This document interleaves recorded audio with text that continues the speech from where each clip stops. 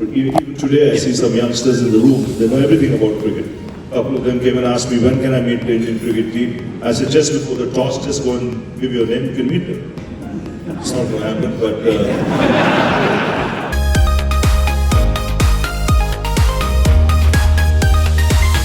A little bit since you've been here. It's been a few years, hasn't it? It's been a few years. First of all, good evening, ladies, gentlemen, dignitaries in the house. All in all, we're going to have some fun. Holly's got a few questions. There's so many things that I guess all of us want to talk to you about, and particularly me, also being in broadcasting as well. But I want to go back to the start. How did you get your introduction to cricket? How did you begin in this game that we all love? I grew up in a professional family. My father was a doctor, my mother was a professor in university. She taught history and political science. And the last thing one would have ever imagined is I would play sport, because everyone, all my cousins, all my siblings, everyone, they went into medicine or engineering or different fields. It was my mother who actually was a cricket buff. She used to listen to ABC, BBC. You name the radio stations growing up as a kid. Neil Harvey was her favorite cricketer. She watched every game that was played in Mumbai at the CCI.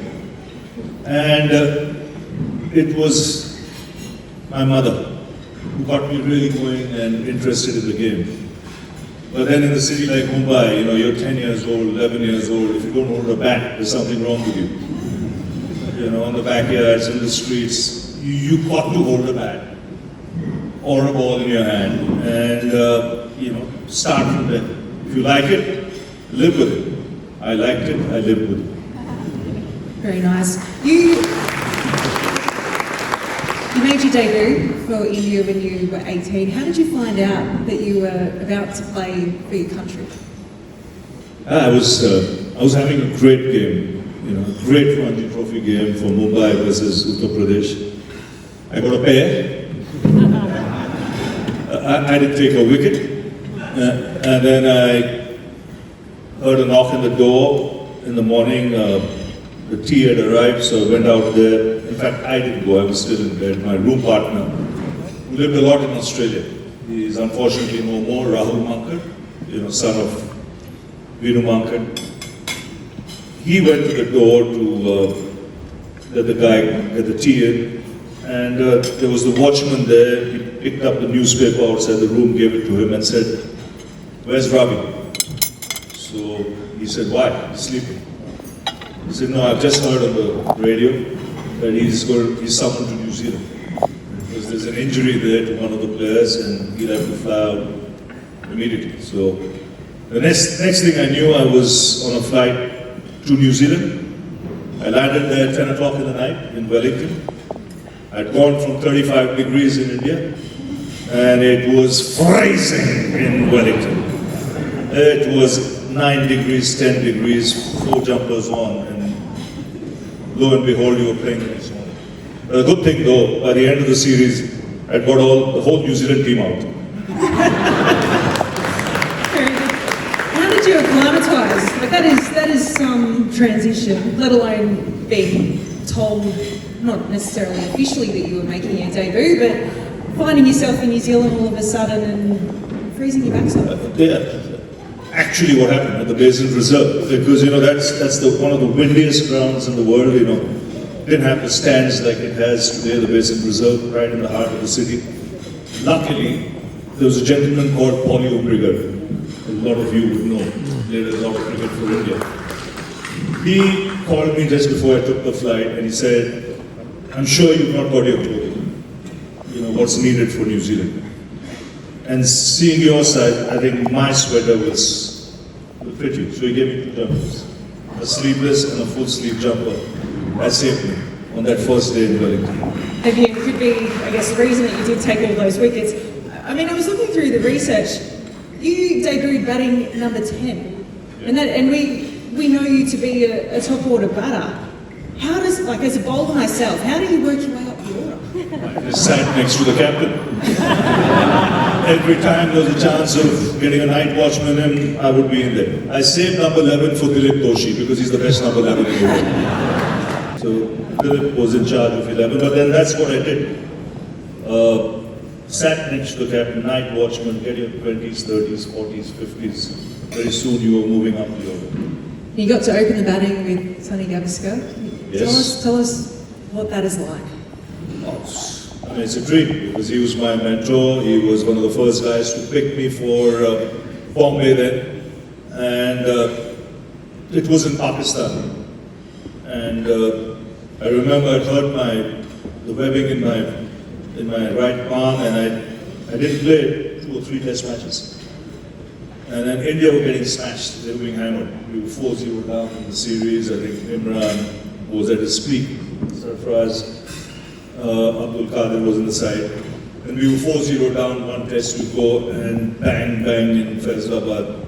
There was a knock on the door. And in walked in Sonny. When Sonny walked in at lunchtime, there was a bottle of Gordon's Rye gin. There was some 7-Up, there was plenty of ice, and there was lots of biryani. And he said, what's going on? He said, see, I'm injured. My room partner was Sandeep Patil. I said, he's injured. So he said, when are those stitches coming off? I said, tomorrow. He said, all right. Get those stitches off. I want you to open the batting. No further questions. Open the bat. That's when I got my juices going. Really, I said, now this is a challenge. This is what I've dreamt of because we're being hammered. If I can get out there, at least do something. 40, 50, 60, just stand up, that pace attack. It'll be great. As things happened, I went out, opened the batting with Sonny. Sonny got out early. I ended up getting 130. And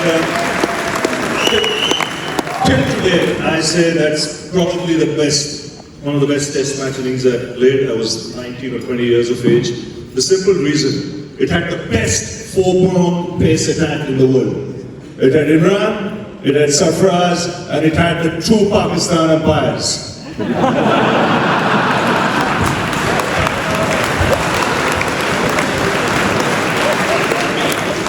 India, Pakistan. And you watch those pads of yours. I mentioned before the 1983 World Cup. You are a World Cup winner. That World Cup just seemed to change the landscape of cricket in India, didn't it? What were some of your reflections now on that time? I think it changed the face of cricket forever. Because till then, cricketers were perceived and looked at differently. Once you won that World Cup, just the respect the players got, the sport got, or the players who played the game after that got, was unreal. The coffers of the BCCI started getting filled. The business community started embracing the sport. People who were never involved in the sport started, looking at it in a different manner. And what's happened since is history. Right? It just took off to another level. You had a World Cup in India immediately after that. It was called the Reliance World Cup. But winning in the subcontinent is everything. Because when we landed at the airport, the streets were filled with people, much like the T20 team that just won it recently when they went back to India. So it was a game changer, big time. Did you feel like that it was going to be a catalyst, that there was, at the time when you were playing, that's what was happening, it was getting broadcasted, the reach of it was just massive? Massive, because what happened, I think it was 2 years, 83, 85.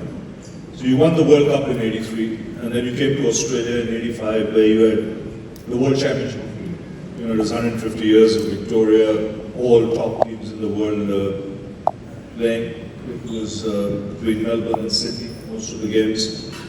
And India won that as well, 2 years later. And that was the first time you played with colour clothing, white ball cricket, day-night cricket going back to India.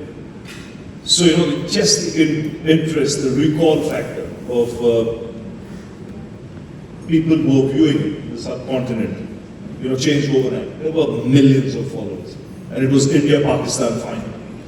And you had a crowd of over 50,000 at the G, which was a record crowd at that moment of time in '85 when England or Australia weren't playing a game. So, I think those 2 years changed the face of Indian cricket. I mean, that game there changed your life. Talk to us about winning an Audi, player of the series. I mean, it's a decent, I feel like now players get, money, and might get a big novelty check or, I don't know, different times. I think back, women's cricket, way back when it was, I think there was an iron that was going around as well at one point. But an Audi on the MCG. Funny stories on that, but I'll start. There was a car there, it was an Audi, but it was Tony Gregg, in his own inimitable fashion, blowing that through the roof. Oh, top of the line car, valued at $40,000 Australian, will go to the best player in the World Championship of cricket. It went on and on and on. So by the time the semi-final came, I got a man of the match award and Tony gave it to me. And he said, what do you think of the final? I said, I'm looking at the car you've been promoting. Little knowing that I'll get it. But you won that car. It was the first Audi to go into India. I would have never... Till today, I'm the brand ambassador for Audi, so I still drive only Audis. The duty to get that car into India was 320%. Can you imagine, $40,000, 320%. You're paying 3.5 times the price just to take it into India. But the then Prime Minister of the country, he was very kind. He says, we waived all duties on the car, Mr. Rajiv Gandhi. He said, we waived all duties on the car. You can bring it in duty free. The Shipping Corporation of India allowed me to get it in duty free. And there she was, on the streets of Mumbai. I do just want to take a little step back though. The first time you drove it wasn't in Mumbai. The first time I drove it was at the MCG, without a license. So when people ask me, have you played at the G? I said, yeah, I've driven a ball down the ground for 4, through the covers for 4, and I've also driven a car on the ground, with the whole team sitting on it. So, it's special. Do yourself a favour, if you haven't seen the footage, look it up after this. It is phenomenal. It'll go down in history. The way that your whole team, were they waiting in the car? But the best story, since Holly mentioned fans and fridges and things. So after the semi-final, we had beaten New Zealand, and there was a team meeting. No discussion how we could play the final, or things of that sort. What happens if someone wins the car? So, 2 or 3 in line from India, we got it, 2 or 3 from other countries as well, who had a chance of getting it. So I think it was Kapil who started. If I win car, I keep 25%, rest I share. This couple did. Then came another couple, they said something, Jimmy came, he said, I'm not worried, whoever gets it, keeps it.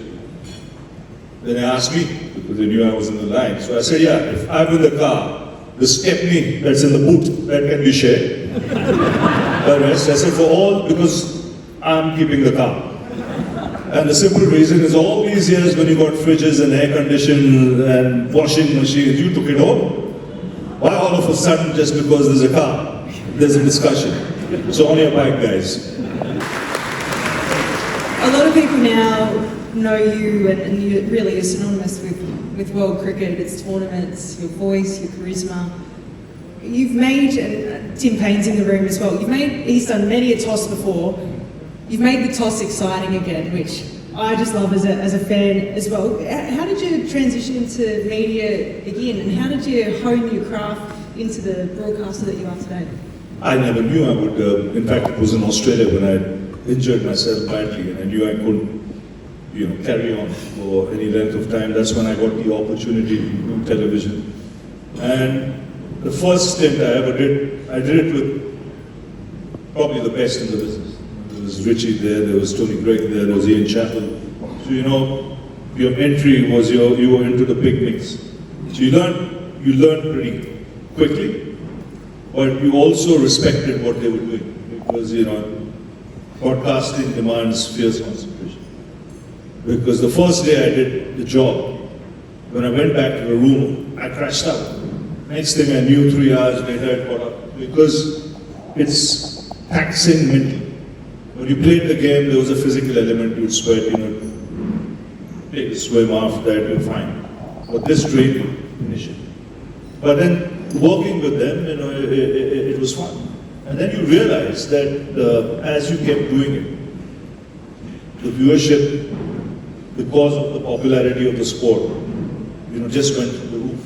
And you felt that you had to raise the bar somewhere down the line, to make it more exciting, to give more to the viewer who's watching, and especially the young crowd, because cricket's watched by all ages now. But even today, I see some youngsters in the room, they know everything about cricket. A couple of them came and asked me, when can I meet the Indian cricket team? I said, just before the toss, just go and give your name, you can meet them. It's not going to happen, but they're very excited. So. Making dreams come true here, Ravi. I tell you what. Speak about that excitement that you want to bring to the broadcast. When did you decide to make the toss an event? Actually, it started in the IPL. I was going around different venues, and by the time it was toss time, I would say the grounds were like 60-70% full. And, there was a buzz around the ground, and I said, why not in each city? I start off the toss with one line in the local language. So if it was Mumbai, it was Marathi. So I'd start off in Marathi, back get the crowd going. If it was Chennai, I would say, welcome Chennai, and off they went. Then Gujarat would say something else. In Rajasthan, you would say something else. And then it became like a, just spot around all around the country. I said, why IPL? Why not international cricket as well? And, it's fun. It's good. Well and truly, you mentioned the IPL.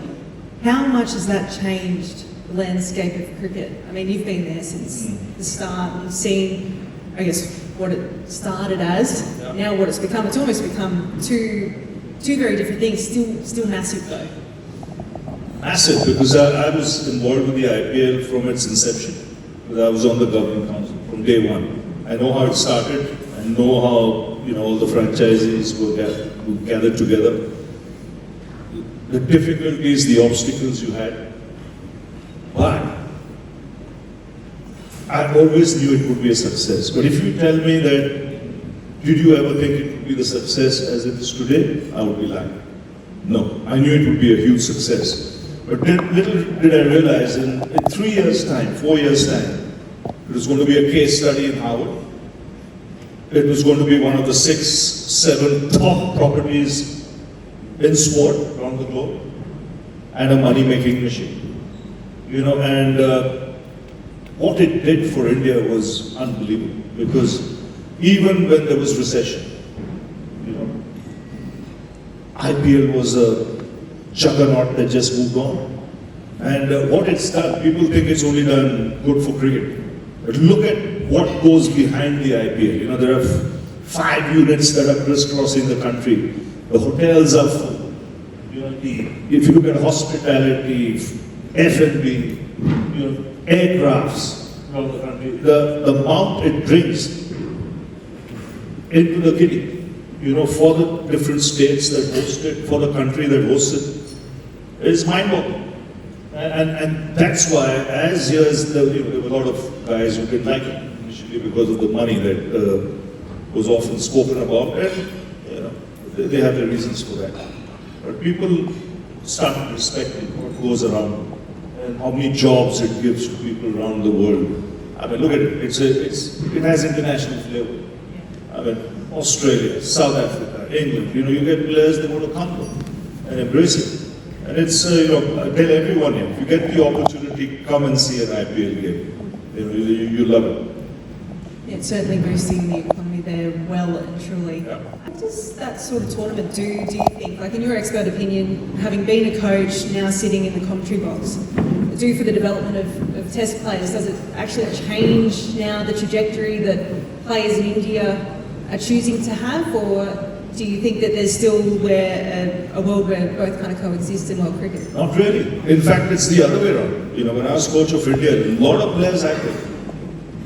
Were from IPL. It was reverse. It was not that I was watching. You know, if you saw talent there, you know, for me, I would judge temperament as a coach. For me, temperament was the key. Can he handle pressure? Does he fit in on the world stage? Can he belong to the best? You know, rub shoulders with the best. Does he have belief of wanting to win and compete against the best in the world? Those are the things you see, apart from the scores and the basic technique. And I saw a lot of these youngsters had tremendous confidence. Because they're rubbing shoulders with international players. One day the guy sitting with Shane Warne, next day with Adam Gilchrist, Kevin Peterson, you know, Matthew Head. And these guys 17, 18, 19 years of age. So that complex barrier is broken. You know, and they want to embrace the big game. So if you saw that temperament, you picked a guy. The prime example is Jasprit Bumrah. He's the number one fast bowler in the world today. He was touted as a white ball bowler. No one ever imagined he would play red ball. What you see today is a product of the IPL. Yeah, well, and I reflect absolutely, yeah. Amazing stories, and I think the way that confidence is built in that tournament, we saw it in 2021, the Border Gavaskar Trophy. We were only just reflecting earlier tonight, both of us being there, you in the coaching box. That match at the Gabba, the really come from behind victory. I remember working for Channel 7 that day, and just before you go out and to do your pre-show and everything, everyone's talking about what's going to happen, and really the only two results we were talking about as a broadcaster were Australia's going to win it or it's a draw. What was it like being a coach in that time? Did you have belief that you were going to get it done that day? First of all, first let me tell you, the Border Gavaskar Trophy gets top billing. And the reason for that, you know, seeing it right from the dressing room, I'd like to compliment the players. The players of both teams have made this happen. With the way they cornered each other, head-to-head in battle, played it hard, played it fair, not an inch given. That makes for fantastic, not just on television, but even from the dressing room. And since you talk, and since Tim is here, he's part of it, you know, make that happen. Make people watch the game. I remember that last day, I think we beat 328, and I got off the coach. I think Tim was walking in with the line. I think he just had a net, and we were chatting on the way. I think Nathan was on 399. I just told him, you know, you've been a fabulous ambassador. Good luck. What you've done for Australian trade is fantastic. And I had a chat with him going. 328, to be honest. If we can last in T, you know, let's see where we are and then take it from there. If we have to close shutters or, you know, go on with it. And what happened over the next 6 hours is something unreal. 328 on the last day of the series chased down was something special. And after T, it was COVID time, there were restrictions, it was the toughest moment. You know, Nick is here. Hopefully, I told him, I said, you know, the people don't realize the players, the officials, the people who were around the setup at that moment of time. The sacrifices they made to get this game up and running was something unreal. It was the toughest period for the players. Every day, test, bubbles, quarantine, and in all that, you know, there's no mercy. From my country, there's no mercy. Media wants you to win. To hell with COVID. To hell with quarantine. I'm going to get up and read that newspaper. If you've lost the game, I'm coming after you. That's how things stand. That's India. You're used to it. You know, that's why the skin is like hide. I know, it just, the way that game unfolded, and I mean, in the lead up to it as well, you were full of injuries. You had really an understrength Indian side going into that match. I had the easiest job because I had no choice to make. There was no one left. Were you warming So up? the last guy standing, yeah, I would have put my badge on after that. But it had reached that stage. And every morning that physio would walk, you know, I'm having breakfast, he would walk towards me and I said, no, get lost from me. Because I know he's going to tell me someone's got a hamstring, someone's a broken finger, someone's, you know, and to stop. It was hard. But what was great to see, after tea, after half an hour, after tea, and we were always going to, I said, lose, but let's make a match of it. I mean, the series has been played competitively, let's go for it. Suddenly there were about 8,000-10,000 people in that last hour to watch that. You know, it was unreal. You are now working over here at the moment on the test, working for Fox again, which we're very lucky to have you over here in Australia. I think a lot of Aussies would have thought, and I mean we've heard it referenced a few times tonight, that the conditions of Perth, we would have thought that the Aussies had it in the bag, but India seemed to have other thoughts. That's why this Border Gavaskar Trophy is special. Because you don't know what's going to happen. You know, but there's always a twist. You know, just when you expect things going one way, something else will happen. And that's why it's enthralling. That's why it's not over. You know, till it's over.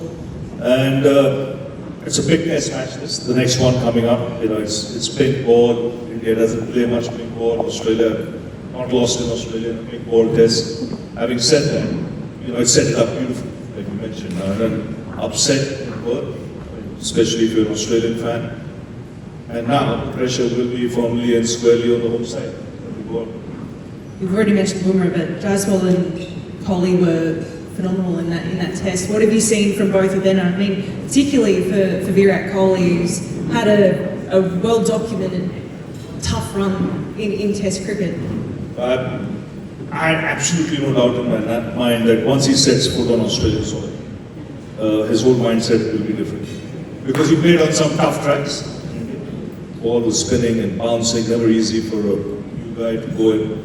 And you need your slice of luck to an extent. But when you saw him bat 5 minutes, 5, 8, 10 minutes, we watched him all these years from the dressing room, from the outside. The way he moved in the crease, you knew. You knew something that I know, I remember, I can see it happening again. Just the composure, the calmness, the intent of that footwork told me he's going to get a big score. And the young kid at the other end, I mean, I'm glad Australia got to see him play the way he did. That's a special talent. It's not easy coming to Australia, especially Perth, to handle that bounce. For someone who's just 21, 22 years of age and play the way he did, I think he's one for the future. Well and truly, and particularly coming off a duck in the first innings as well. This day-night test match in Adelaide, there's a few possible demons in there from the last time that they played a day-night. Asking me? Yeah, maybe a little bit. Yeah, we got 36 of them, only. And I remember there, we had taken the lead. Got up and sat up in the coach's box upstairs there and ready with a cup of coffee, ready to watch. Bang, bang, bang, bang, bang, bang. In 1 hour, they went down like 9 pins. And I've never seen so much of playing and nicking as opposed to playing and missing. You know, so at the end of it all, I didn't say a word to the guys. I said, listen, there's nothing you could have done. I think the bowling was exceptional. Give credit where it's due. Now we've got to pick ourselves up. So what do you think it is about the pink ball and what is it that, obviously we've got the Prime Minister's 11. The pink ball is different, the red ball is harder. It has more lacquer. Because of which underlights, it does a lot. Hoops around. So you'll see the tactics changing. You know, sides that will win the toss, we want to bat first and then have a crack irrespective of what the scores on the board, probably have a crack at the opposition, an hour to go, hour and a half to go, if they feel they've got enough runs. So it's a little different from red ball cricket, where you want to bat for 2 days, 1.5 days, so it becomes a tactical game. And that's why, with the way the series stands at the moment, I think it's going to be terrific stuff. Yeah. One last one for you, Ravi. Can you give us a bold prediction for the series to come? I said that in the beginning of the series. I said, let 2 test matches go, and then we'll tell you, what's going to happen. Because I know where India had come from, 3-0, losing to New Zealand. Right? Something told me that if India get their act together, especially Bumrah, I think India can win that first test. I had that feeling. I said it would be tight, but India can win that first one. And then, with that confidence, knowing pink ball tests guarantee results, anything can happen. Anything can happen. So I'll wait for 2 tests, and then because I think I've watched and covered enough India-Australia series. I know. Don't jump the gun. As always, another turn. Ravi, thank you so much for joining us. Ladies and gentlemen, please put your hands together for Ravi Shastri. Thanks, Holly. One television moment before I go, because I see a lot of Indians here. They would have watched cricket a lot. And this is the Wankhede Stadium, 2011. MS Dhoni on strike. And Kohli goes big into the stands, 6 more. India win the World Cup after 28 years.